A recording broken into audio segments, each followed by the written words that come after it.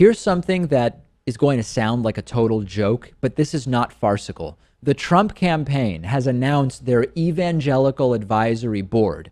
Aside from the ridiculousness of having an Evangelical Advisory Board as a sign of how bad things have gotten in this country, the names on the list are horrible. To top it off, former Republican Congresswoman Michele Bachmann is on the list. She once warned that the Disney movie The Lion King was gay propaganda. She's now on an advisory board for the presumptive Republican nominee.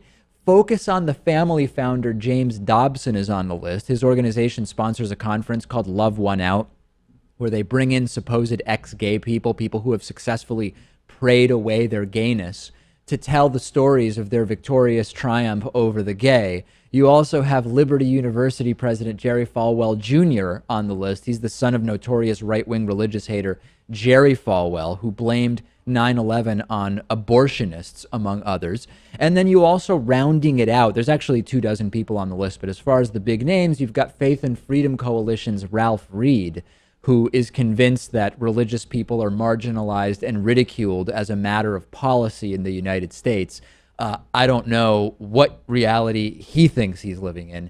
This is ludicrous, right? I mean, how do you come up with this list? Does Trump show up and say, let's get some religious people, get me some names, I want the best, make it happen. I need a tremendous list of outrageous evangelical conservatives to have a totally pointless and absurd and, quite frankly, embarrassing board of evangelical advisors.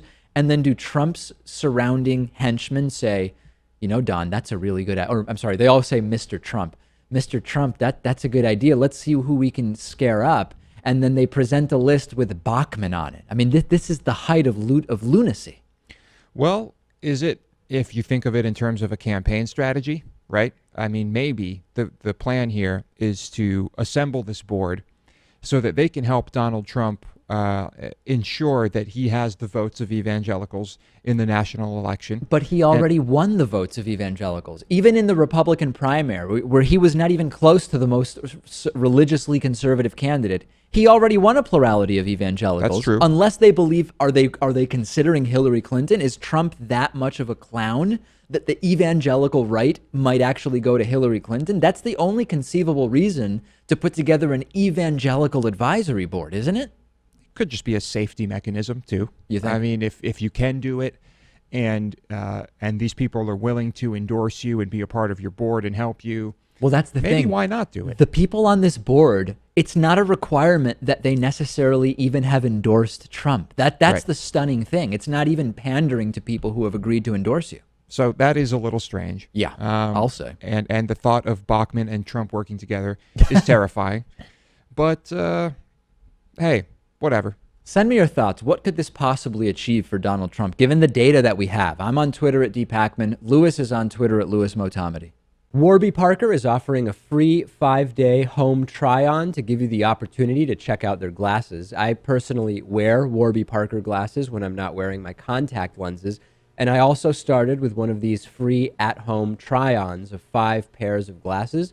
You can get your free home try-on and support the David Pakman Show at warbyparkertrial.com/TDPS.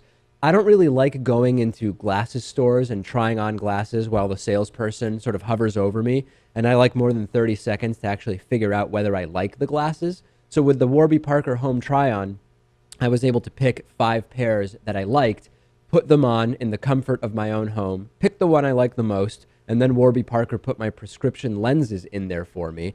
A lot of people don't know that the eyeglass industry is controlled by just a few big corporations that keep prices very high, like $300 for prescription glasses high, which is just insane. Warby Parker glasses start at $95. That's what mine cost. And for every pair of glasses sold, Warby Parker distributes a pair of glasses to someone in need. You can try 5 pairs and see what you like. Check out the at-home trial and support our show by going to warbyparker.com/TDPS. It costs nothing.